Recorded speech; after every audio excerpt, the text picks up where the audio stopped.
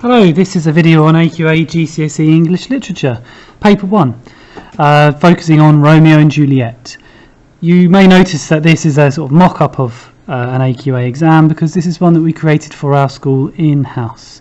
The idea being that we want to try and give you something that hasn't yet come up, because of course if it does, then you're very well prepared and very, very lucky as well. Let's take a look at the Romeo and Juliet question.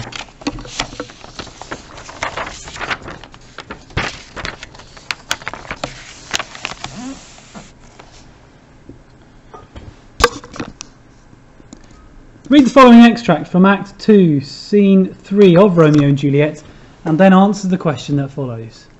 At this point in the play, Romeo and Juliet have just fallen in love with each other. Before we read the extract, I always think it's a good idea to know what the question is asking you so you know what you're reading for. So let's have a look. Starting with this moment in the play, explain how far you think Shakespeare presents Friar Lawrence as a wise character. And this is where it's a good habit to underline the keywords in the task. Is he wise? How far? How far? And I haven't underlined it, have I? I've highlighted it, but you know, the same thing stands. Now, as I read the question, I'm thinking to myself, how far is giving me the opportunity to argue and to debate. Is he wise? Is he not wise? And ultimately, I can say that both apply. So how far is an opportunity for me to show off my ability to evaluate? And then the question is the extent to which he is wise. So even before answering the question, I know a few things about the friar that I can use. Well, in what way is he wise? He's wise because Romeo views him as a father figure. He does provide advice that rebukes Romeo at times in the play. His actions at the end of the text to try and bring Romeo and Juliet together are good-natured, they're well-intentioned. Are they wise? Well, that's open to debate. He's certainly acting for reasons that he considers to be just and good and valid, but is he arguably overstepping the mark? Can any man play the role of a god? Is it wise to even try? Well, these are some of the questions that get raised. Let's look at the extract in a bit more detail. Romeo says, "Then plainly know my heart's dear love is set on the fair daughter of rich Capulet, as mine on hers, so hers is set on mine. And all combine, save what thou must combine by holy marriage. When and where and how we met, we wooed and made exchange of vow. I'll tell thee as we pass, but this I pray, that thou consent to marry us today." Holy Saint Francis, what a change is here! Is Rosaline, whom you did love so dear, so soon forsaken? Oh, young men's love then lies not truly in their hearts, but in their eyes. Jesus Maria, what a deal of brine hath washed thy sallow cheeks for Rosaline!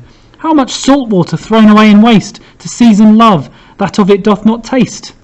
The sun not yet thy sighs from heaven clears, thy old groans ring yet in my ancient ears.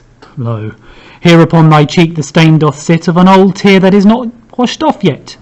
If e'er thou wast thyself and these woes thine, thou and these woes were all for Rosaline. And art thou changed? Pronounce this sentence then. Women may fall when there's no strength in men. Now, as I'm reading it, I'm making a reasonably conscious effort to read in a tone which betrays Friar Lawrence's annoyance. And this is where these videos hopefully help. If one reads in a style that it may be acted, then I'm kind of pushing in the right direction already. Now, this passage again was a demonstration in this set of mock exams of me, in this case, the person who set the exam, trying to encourage you to be prepared to manipulate what you know of the text to the question. Because this is not the most obvious passage in the world to talk about the extent to which Friar Lawrence is wise. There are numerous other passages in the text which probably do a better job of that. But even so,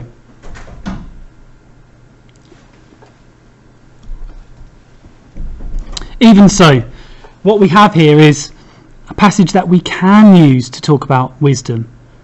What do we do with an extract like this? What we need to start with is the writer's beef, as ever. I'm reasonably consistent here. What's Shakespeare trying to say about wisdom? I know if I make it these points up here so that we can see them.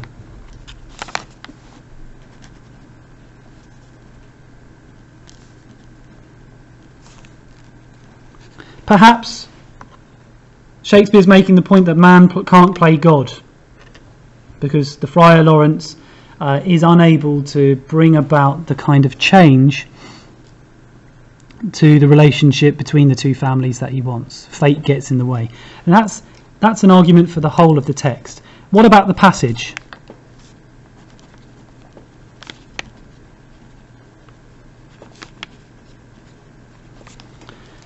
The wisdom of Friar Lawrence is in Romeo's relationship with him. In the absence of any other paternal figure, Romeo goes to the friar for wise advice. So we can see here how the friar is representing wisdom throughout the text, and how adults, wise adults, provide this wisdom.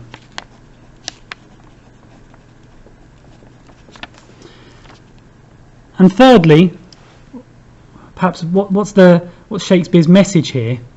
I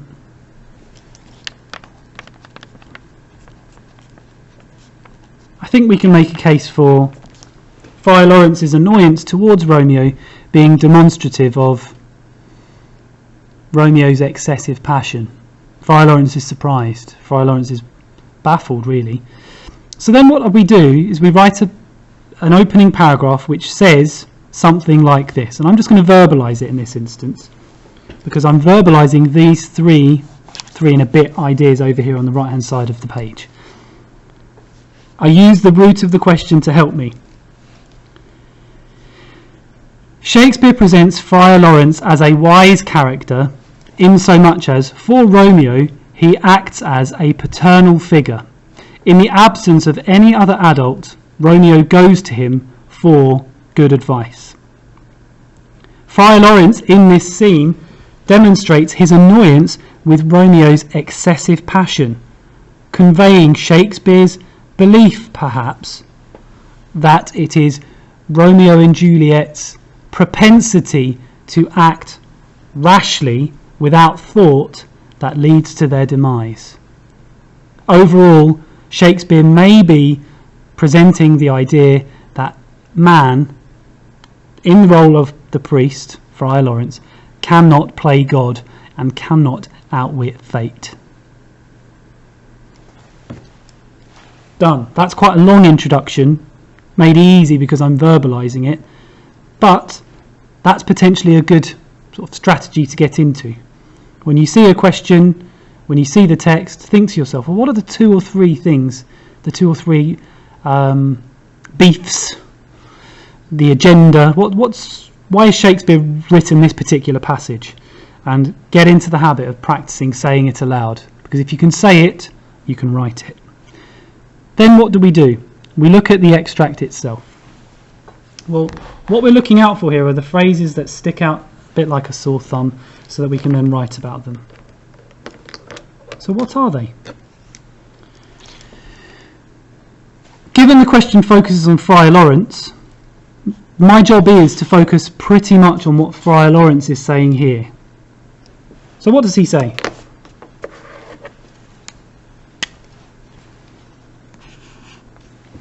Holy Saint Francis. We have a religious man using blasphemy, which is a sure sign of Lawrence's irritation, his anger even, at what Romeo is doing. What we then need to do is explain this. Friar Lawrence is a Franciscan friar, so he's from the Brotherhood of Francis, and so to swear on his own, sort of swear on the leader of his own religious group is a sure sign of his consternation. Then, savvy students will recognise that spotting patterns is what will enable you to succeed. And so as we look through the rest of this section here, I'm looking for other examples of either blasphemy or strong annoyance. He says, Jesu Maria, Jesus Maria. This is another example of his irritation. And so now what I can say is, not only does Friar Lawrence swear on the leader of his own religious group and take his name in vain, he goes one step further and swears it on both Jesus Christ and potentially his mother, because even after 3 or 4 lines of anger, he's still so irritated. So we're not seeing wisdom in this section. We don't see Friar Lawrence as a wise character yet. We see him as an angry character. How can I extend upon this? How can I make more of it yet? What are other features of his anger? All of these questions, look, so many questions. But they're not questions to which he wants an answer. They're questions to which he already has the answer. Is Rosaline, whom you did love so dear, so soon forsaken, forgotten? Oh, he says, well, young men's love then lies not truly in their hearts, but in their eyes. And this section here gives me a lovely opportunity to start showing off, and that's what exams are about, really, showing off what you know. What am I showing off here? Appearance. Appearance matters. The appearance of Romeo is what Juliet is attracted to. The appearance of Juliet is what Romeo is attracted to. And now, this is where I pay closer attention to the question, because it says, starting with this moment in the play, the extent to which Friar Lawrence is a wise character. Well, I've explained Holy St. Francis and Jesu Maria and these use of questions, and it's led me to this discussion of appearance and the extent to which appearance drives the plot. Well, where are the other examples in the text where we see discussions of appearance?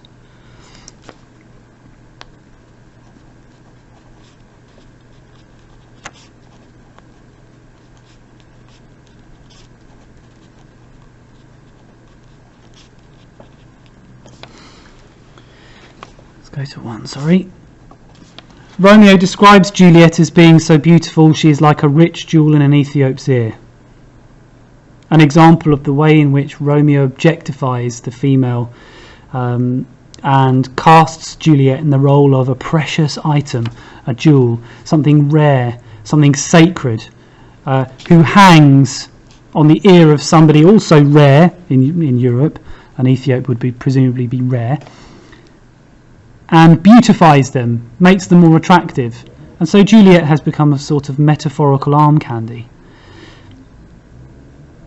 Well, you might think, well, so what's that got to do with Friar Lawrence? That's not much to do with Friar Lawrence's wisdom, but this sort of line here demonstrates exactly why Friar Lawrence is so frustrated, so annoyed. Because we can see the fickleness of Romeo's character, we can see exactly why Romeo needs this paternal figure. Because without the wisdom of the paternal figure that is Friar Lawrence, he makes stupid decisions. I'm not a huge fan of Romeo. I think he's a bit of a muppet. That's not a technical term, don't use it. But we need Friar Lawrence to keep Romeo on the straight and narrow, to show him a more righteous path. And that's what his job is in this section. So once I've gone from my introduction over here to the use of blasphemy over here, accentuated by his angry questions, to then this discussion of appearance, I'm then segueing over here to this other part of the text. Then when I've done those things, I return back to the extract, because I'm using the extract as a launch pad, a springboard into the wider text. And again, what do? I pick something that I got something meaty to write on, something juicy, one of the best points that I can come up with. Here's an example. He says, "Lo, here upon the cheek, thy cheek, the stain doth sit of an old tear not washed off yet. Well, literally, Friar Lawrence is saying that I can see the tears that you were crying for Rosaline haven't even dried yet. So I've explained that. But now what I want to do is, as I said, if this is a springboard into the wider text, I'll use a different coloured pen just to make it clear.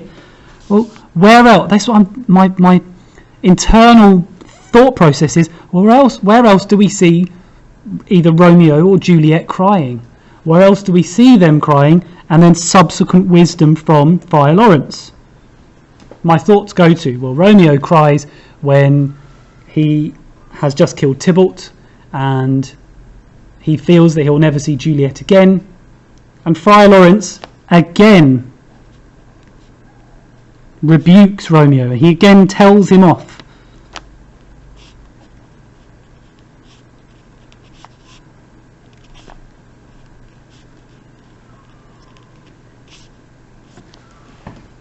And Shakespeare deliberately repeats the phrase, "There art thou happy," because again it demonstrates the friar's wisdom, but also his paternal role for Romeo and how he's angry. He's angry with Romeo. I can either then do a couple of things. I can either go back to the extract and again use it as a launch pad into something else, a different point perhaps.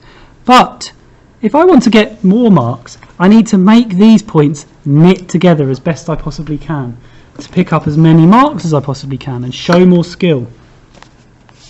So I need to think here, well, where else do we see examples of either this wisdom of the friar or examples of his annoyance?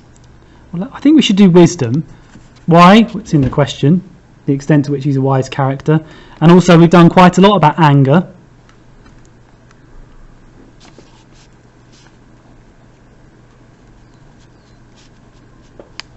And he says, and hopefully I've got the quotation right, but you know what? If I haven't got the quotation right, it doesn't really matter. It's not the end of the world. Honey is loathsome in its own deliciousness. Is that an example of his wisdom? Yes, of course it is, because he's saying you can have too much of a good thing. We must love and act in moderation. And that enables me again to link back to that first point in the first paragraph of an excess of passion. What I'm trying to do here is show in a reasonably brief amount of time that we want the ideas that we put forward in our first paragraphs to be then demonstrated and reinforced in the in the quotations and the ideas that we choose from the passage. But use the passage. It is your trampoline, your springboard into the wider text. You don't get more marks. You're not being cleverer because you are showing off because you're not using the passage. Use it. Just make your life as easy as possible. And then that's likely to pay some dividends. The key is to ensure that we do it carefully. So what's the process? Just to reiterate, we start with the beef over here on the right hand side. We use the passage firstly. Holy St. Francis, Jesus Maria, accentuated by these angry questions to which there are no answers. We then select the quotation. We explain it in a bit more detail. We launch and segue into the wider text. We explain it. We link to how Romeo needs that paternal figure, how adults are required in the text. We come back to the passage. We pick a good point. We launch into the wider text.